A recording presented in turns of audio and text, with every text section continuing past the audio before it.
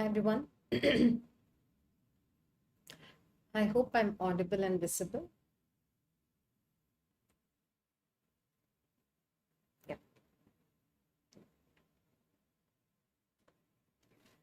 So, welcome. And if you're here, it is either because you have 13 days for the upcoming INI-CET May 2026 exam, or it is probably because you're preparing for any of the future INI-CET examinations. In either case, the question in your mind would be, what am I actually supposed to focus on, right? Because the problem here is not a lack of resources. Resources are abundant. The actual problem is in lack of clarity, right? So this is how I'm going to start the session today. This session is not about learning more. It is actually about studying the right thing. Okay, and this is Dr. Shanmugapriya, and I'm here to help you break down INI-CET strategy by using actual previous year data. So what we are going to do today is we are going to analyze the last 6 papers of INI-CET, including all 1,200 MCQs. And we are going to do a trend analysis of papers starting from May 2023 till November 2025.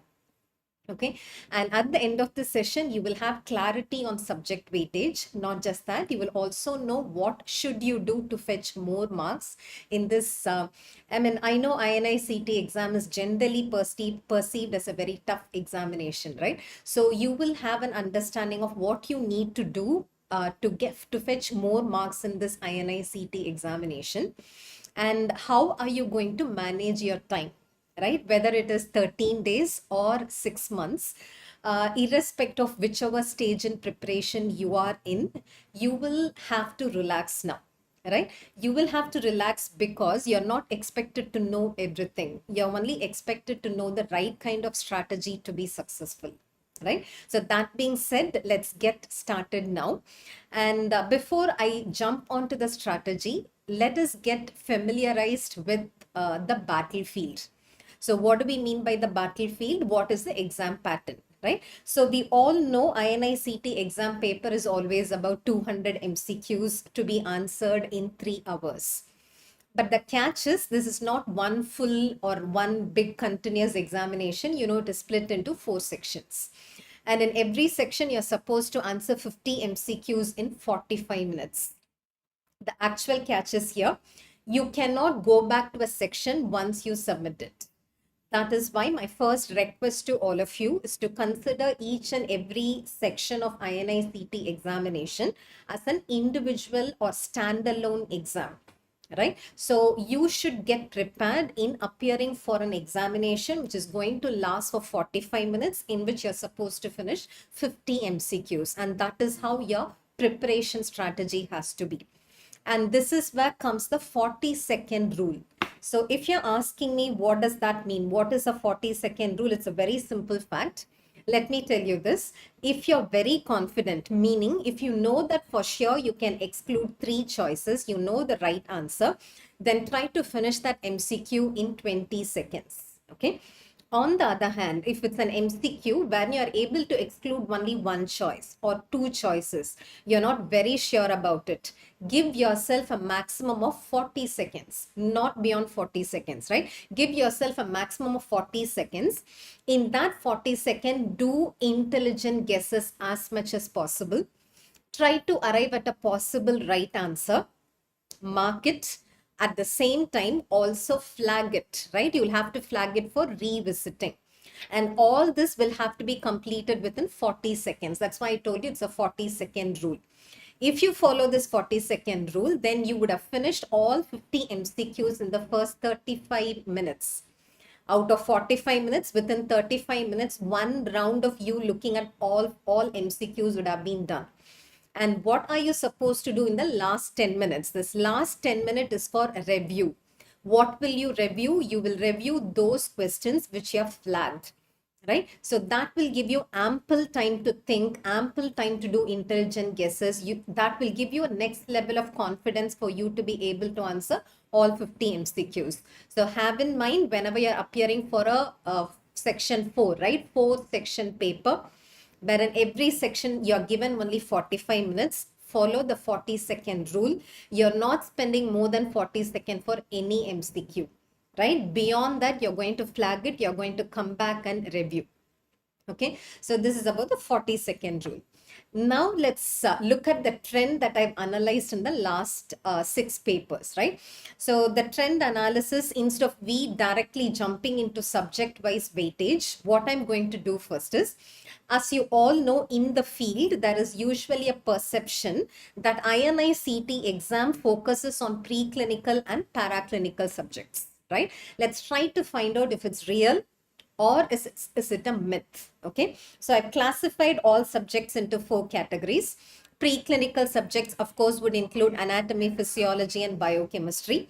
Paraclinical subjects include path, micropharm, FM, and PSM. And major clinical subjects including medicine, surgery, and OG. Minor clinical subjects include the remaining subjects, right? If you strategize or if you stratify all 19 papers into 4 categories, and if you see the average questions that have been asked previously, what you see here is 30% of MCQs have come from paraclinical subjects, which means 1 in every 3 questions that you're going to face in your final exam in the INI-CET paper will be from paraclinical subjects, which means these are the highest ROI subjects. What do you mean by ROI? Return on investment, right? So return on the time that is invested will be maximum if you focus on the preclinical subjects, including path, micropharm, FM, and PSM. Okay, and closely followed by that is major clinical subjects, which include medicine, surgery, and OG. Okay, so don't you see that it is interesting? If you include, if you cover these 7 subjects, then 60% of MCQs which appear in your examination, you will be able to cover. Right, so this is how you should analyze the paper. Okay, so this is the first information that I'm giving you. Yes, paraclinical subjects are often asked. That is followed by major clinical subjects, and interestingly, that is followed by minor clinical subjects. But of course, the number of subjects is more for you to focus on that now. Okay.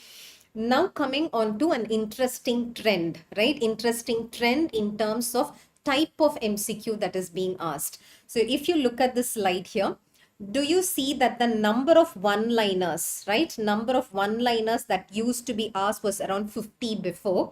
Now it is close to 30, right? So can you see that there are fewer number of one-liners per paper in the last 3 years? And this we all know, right? This means INI-CET examination does not test your factual memory. Do you understand this? It does not test your factual memory. They try to check your concept clarity. Okay, so what I would expect you to do is, when you're revising, yes, we have only 13 days more. In these 13 days, you're going to quickly revise all subjects. When you quickly revise all subjects, please don't stop by just memorizing facts. I would expect you to spend some time in building mental algorithms based on the fact, right? So that whenever a question is asked, you're not there asking your brain to get stimulated like a miracle on the day of exam to think about concept, right? You will have to train your brain to think about concepts so that it is clear on the day of exam. So though this is something which I would like to emphasize on, factual MCQs have reduced, whereas conceptual MCQs, case-based MCQs, image-based MCQs, integrated MCQs, all these have increased over a period of 3 years. I would also like to show you another interesting fact. Okay, there are few one-liner friendly subjects, right? What do I mean by one-liner friendly subject? Though the number of one-liners altogether has decreased, there are some subjects wherein they focus more on one-liners. As you can see here in FM, till today, right, till the November 2025 exam, 35% of the MCQs that were asked were one-liners. Not only in FM, biochemistry, which is my subject, I'm not very happy to say this, even in biochemistry, 30% of MCQs have been one-liners. So biochemistry, physiology, PSM, psychiatry, anatomy, most of the MCQs have still been only one-liners. Okay. On the other hand, as expected, if you look at radiology, hardly any one-liners, right? It is more of integrated MCQ that they ask in radiology. Of course, as you stay with me, I would also show you how there is a trend in radiology based questions being increased, right? There is a tremendous increase in the number of MCQs as far as radiology is concerned recently. Okay, so radiology, hardly any one liner, more of image based question, more of integrated MCQs. Similarly, dermatology, no doubt, right? Even in dermatology, more of image based questions. So how does this apply to you? What do you achieve by knowing all this, right? Because you know this now, when you're revising the remaining 13 days, you would be asking yourself, what is the resource that I should use for revising all these subjects? The choice of the resource depends upon this slide, right? If the subject comes under one-liner friendly subject on YouTube, PrepLadder, we have done one-liner series, right? So one-liner series on FM, one-liner series on biochemistry, YouTube session. I have conducted one-liner MCQs on biochemistry for 3 hours. So if you watch those one-liner videos for these subjects for 3 hours every subject, then probably in 2 days, you're done with all these 6 subjects. Okay. On the other hand, if it's radiology or dermatology, PrepLadder team, we have done image-based questions, right? Image-based questions on radiology, image-based questions on dermatology, focus on that, right? For other subjects wherein there is no clear delineation, just watch RR videos, right? RR videos of all these sessions. Once you watch all these videos, we are there telling you what is important, what has been previously asked, what are the facts that you should focus on, what are the concepts that you should focus on. Once you watch all these videos, you're done revising all these subjects, but the choice of video depends upon what kind of questions have been asked previously. And that is why I always say this. Success in an examination is not just about hard work, it is about smart work, trying to understand what should I do in the last minute, right? So if you're very clear about your strategy, you can be successful. Okay, so this is about one-liner friendly subject. And then the next fact that I want to tell you about is classification, right? So what I've done here is I've classified subjects into 3 categories: high yielding subject, moderately yielding subject, low yielding subject. And how did I do this classification? Depending upon what is the average number of MCQ that has been asked in the last 6 question papers. And the classification is, if I see that the number of question, average number of questions is 12 and above, I've kept it as high yield. 7 and above, less than 12, moderately yielding. Less than 7 is low yielding subject. Okay, so if you look at high yielding subject, I've divided it into part 1 and part 2, totally 9 subjects. There are high yielding subjects which are 9 for INI-CET. For all these subjects, the number of questions, average number of questions have been 12 and above. Okay, so what are those 9 subjects? Part 1 include 5 subjects, starting from medicine, no doubt, right? Medicine followed by surgery. When you look at surgery, I know you're all asking yourself, why have I not placed OG here? And always OG questions used to be more in INI-CET, but why have I placed surgery now as second? It is because of one of the outlier that happened in November 2025. In November 2025, if you all remember, 18 MCQs were from surgery. So because of this outlier, surgery superseded OG. Otherwise, it used to be medicine more, followed by OG, and then PSM, and then it was surgery. But now the sequence has changed. So I would call surgery and OG as couple subjects, right? In any of the INI-CET papers wherein surgery proportion has increased, OG proportion has decreased. And put together, surgery and OG have always been anywhere between 25 and 28 MCQs. So I would call these as major subjects: medicine, surgery, OG. Microbiology, there is a significant rising trend. And that is also understandable given the scenario, right? You know, infections, antimicrobial resistance, pandemic happened. So as physicians, right, as medical professionals, you should have an understanding of microbiology. Probably that's the reason why I see an increasing trend for microbiology. Pharmacology, PSM. And part 2, in part 2 there are 4 subjects. OG, as I told you, followed by pathology. For some reason there is a declining trend in the number of MCQs asked in pathology. Biochemistry and anatomy have been stable throughout, right? Stable throughout, anywhere between 12 and 13 MCQs. But if you watch my videos, right? If you watch my INI-CET paper videos, I would have given you like around 18 questions or 17 questions. It is because integrated biochemistry questions are all included in my review, right? So otherwise, pure biochemistry has always been between 12 and 13. So major subjects, I would say there are totally 9, including medicine, surgery, OG, microbiology. There is an increasing trend. PSM always standard, but there is some decline in PSM trend also. And then we have OG, pathology, anatomy, biochemistry. So these are the 9 subjects which are high yielding subjects.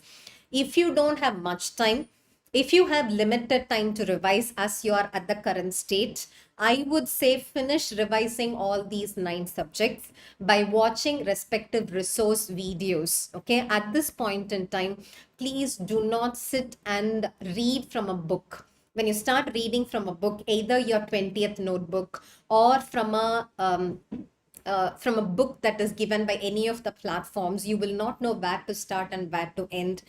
On the contrary, if you watch any of these rapid revision videos, image-based question videos, we would have covered the entire subject. So once you're done watching that video, you would have revised the entire subject.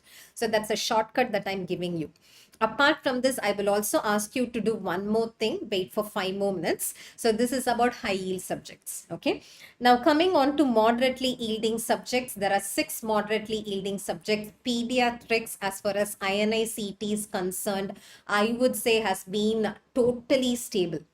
In every paper, 10 MCQs from pediatrics, right? There has never been a change for pediatrics with respect to number of MCQs. So yes, pediatrics, you will have to revise. Physiology, always there is a declining trend. And my personal favorite, if you give me biochemistry and physiology, which is your favorite subject, I sometimes would inclined towards physiology because it's a very conceptual subject. Still, I don't know, in INI-CET, there had not been many MCQs as far as physiology is concerned. Okay. And radiology, as I said, there is a rapid increase in the number of MCQs that are asked. So please do not skip revising images as far as radiology is concerned. Okay. So these are the 6 moderately yielding subjects.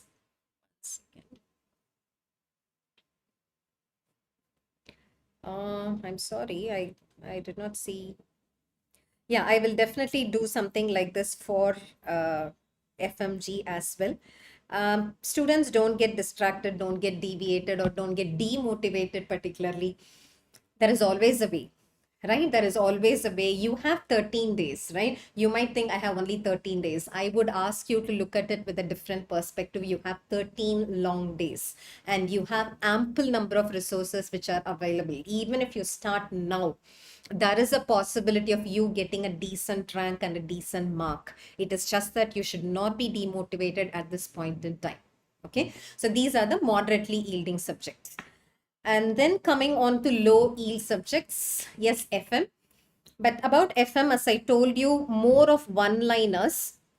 So what I would like you to do is watch one-liner session on FM, right? That will be maximum like 90 minutes, right? So once you're done, so at this point in time, if you don't know what to do, I would ask you to go watch that one-liner video of FM, finish it off, which means 5 MCQs from FM, which are mostly one-liners you'll be able to answer.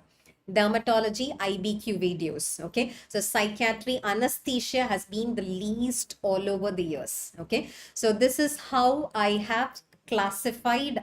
I mean, it is not perception-based classification, it's an objective classification that I did considering all our previous year 16 papers. Okay, now comes the trend analysis, which I already told you about. What is rising? Rising is radiology, microbiology, and surgery. Okay, there is a significant rise in these 3 subjects. And what is declining? Interestingly, number of MCQs in medicine has been declining recently. But as you can see here, the standard deviation meaning the variation is too high. There had been a paper when there were only 15 MCQs in medicine and at the same time like 30 MCQs in medicine. So this is like a volatile, this is very volatile in terms of number of MCQs that have been asked in previous INI-CET papers. So um, uh, don't get underprepared, right? As far as medicine is concerned, don't get distracted by what I told you that there is a decline in medicine, so I don't have to revise medicine. That is not what I'm telling you now. Be careful about medicine. Still, medicine is a high yielding subject, so please do revise medicine. Okay. And what is increasing, what is falling, all that have been discussed. We know the pattern, we know the trend. So now what are we going to do? Right? What is the plan for the remaining 13 days? So remaining 13 days, before I start allocating time for all the 19 subjects, what I expect you to do is, starting from today, this session will get over probably in another 5 to 10 minutes, right? So after this 5 to 10 minutes, probably you can take a break and then you start attempting 50 MCQs, right? You solve QBank, right? In QBank, choose randomly 50 MCQs, try to solve it in 45 minutes. How will you solve it in 45 minutes? The first 35 minutes, single attempt, right? The first attempt in first 35 minutes, following the 40-second rule. And the last 10 minutes, only review those MCQs which are flagged. Okay. Also take into account negative markings. Check the net score that you get and see the trend as day passes by. Okay, this is not for you to get demotivated. This is for you to know where you stand. This is for you to understand which subject you're weak at this point in time, which subject you're strong in, how is time management when it comes to 45-minute sections. Do you understand this? So take this resolution for this upcoming May 2026 INI-CET exam. If you're appearing for this exam, starting from today till the day before, do not skip this.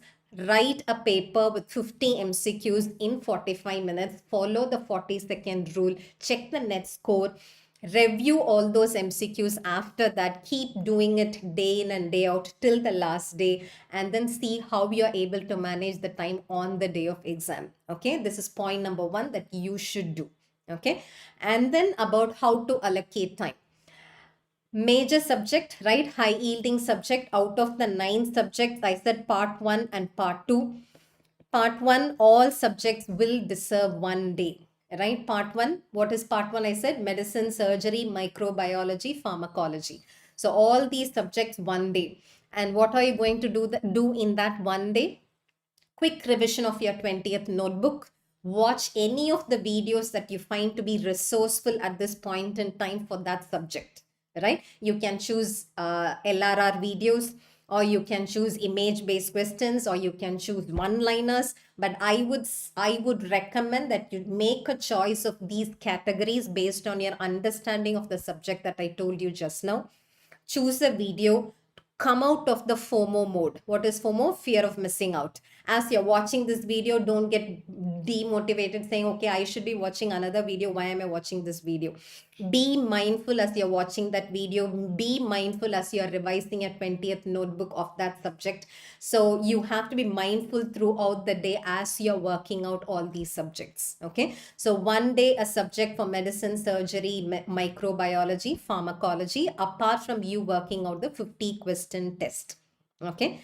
And then for the remaining 5 subjects, again, don't think I'm being partial here because I've allocated biochemistry 1 day. I have allocated 1 day for biochemistry. It is because many of the integrated MCQs will be based on investigations. And you will be able to interpret those if you have a better understanding of the metabolic basis of the disease. Okay, that's why I've given 1 day for biochemistry, 1 day for pathology. But what I would recommend is for PSM, OG, and pediatrics. Pediatrics is relatively a smaller subject. So I've clubbed these 3 together, put together for these 3 subjects 2 days, and clearly focus on what needs to be revised. Okay. So it's all about how you focus in these 13 days that your results will be dependent on. Okay, so that's about the part 2 of high yielding subjects.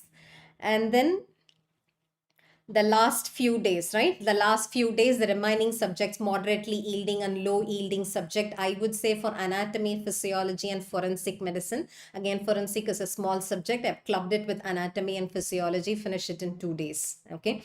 And then in the next 2 days, I have clubbed radiology and minor subjects. Yes, the number of subjects will be more, but the topics, the number of topics that need to be covered will be less. And in the case of all these minor subjects, you will have to spend like 2 hours to 3 hours every subject, because you're going to only watch those videos and get revised. Okay, so you will be able to complete it. And as far as ENT and Ophthal are concerned, there is an increase in ENT.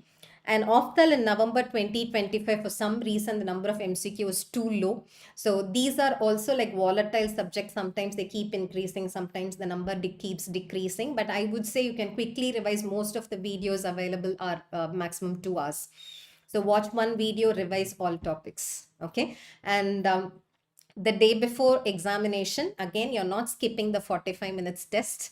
And apart from that, I want you to be relaxed. I want you to keep yourself hydrated. I want you to sleep enough, right? So I would suggest that you will have to go to bed at 10 p.m. the day before the examination.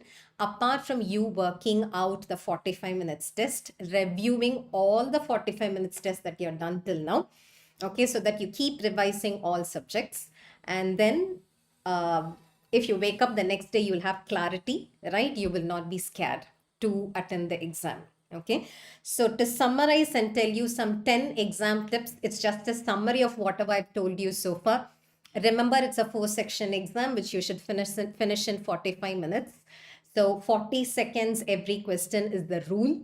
And attempt all questions. That is what I would say, right? Though that is negative marking, I would say attempt as many MCQs as possible. Even if it's an MCQ about which you have no clue about, try to have some intelligent guesses. And only when you see that you're completely clueless, okay, maximum you can leave out 5 MCQs. Apart from that, I would recommend that you attempt at least 195 MCQs in your exam, because I've seen theoretically, right, giving mathematical calculation, theoretically and practically, toppers have always attempted maximum number of MCQs. Okay, and another golden rule when you review, right, when you review, only when you're very sure that that is a wrong answer, please change. Okay, otherwise the first instinct that you get, right, the gut instinct that you get is most of the times right. So whenever you're changing the answer for a question which you're marked to be reviewed, right, you should think twice or thrice. Why did I choose this answer the previous time? Why am I changing it this time? Am I able to explain that to myself?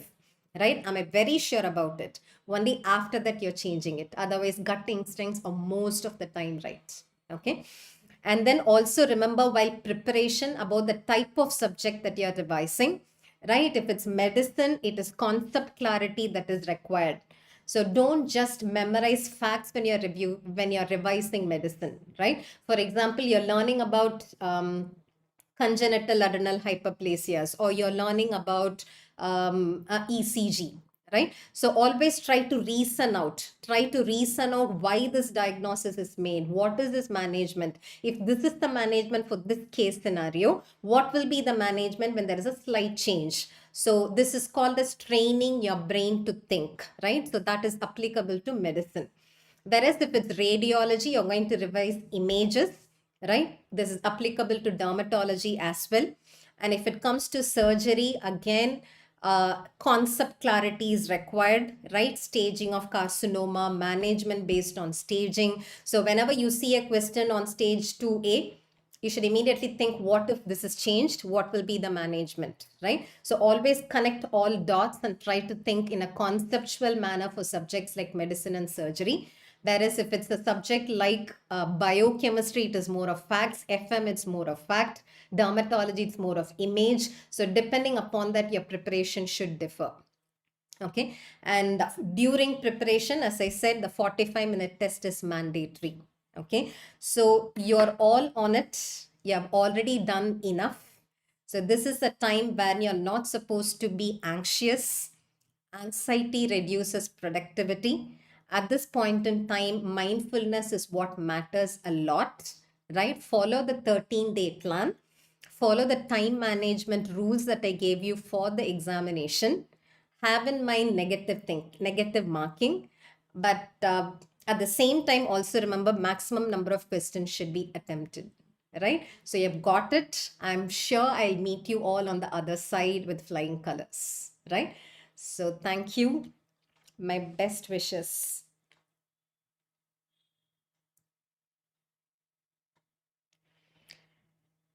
Um, I hope I've clarified most of your doubts. Um, Anything else? What if the question is lengthy? That itself takes some time, 25 to 30 seconds. That's a very good question. If it's a case-based MCQ, right? Many a times the stem of the question by itself is so lengthy that finishing reading that stem by itself takes a longer time. So this I always say whenever it's a clinical vignette-based MCQ, start from reading the question, right? The paragraph will be all about the case history, will be all about the investigation. Before you start looking at it, I would recommend that you read the question, right? Find out what the question is about. Are they asking you about mechanism of the disease? Many a times there'll be some random information given above, but the question would be very simple. They would ask you, what is the reason for hemolytic anemia in this condition? In that case, you're least bothered about the numbers which are given before. So try to find out what is the question about, or sometimes the question is on management. If the question is on management, you look about at the stem. Many a times they would have given you the diagnosis, right? In that case, you don't need any of the other information. Those are all like redundant information that they've given you only to distract you, to deviate you. So step number one for longer clinical vignette based question is read the question. What have they asked? Is it management based? Is it concept based? Is it diagnosis? Or is it what is the substance that has accumulated? What is the enzyme replacement therapy that is available? In all this case, all that you need to know is what is the diagnosis, right? So for you to know what to focus on, read the question, look at the choices, and then go back and start reading the stem, right? When you start reading the stem, quickly start jotting down significant clinical features and then start excluding choices. Okay, and though I asked you to stick to 40-second rule, okay, because for all one liners you have given only 20 seconds, you can to some extent increase it to 60 seconds, not beyond that. If it's a long clinical vignette based atypical question, from 40 seconds, you can extend it to 60 seconds. You will be fine because for one liners, you spent only 20 seconds, right? So it's all about you mixing and matching, you trying to find the average. What did I do before? What am I going to do next? So in that manner, you should keep, that is why practice matters, right? If you start practicing from today, if you're done writing like 12, 45 minutes test, on the day of exam, it comes involuntarily for you, right? I did only 20 seconds. Now I can take the 20 seconds here. I can invest it here for 60 seconds, right? So that way you can just fine tune it as you write the examination. Okay. Okay, my best wishes. See you all soon.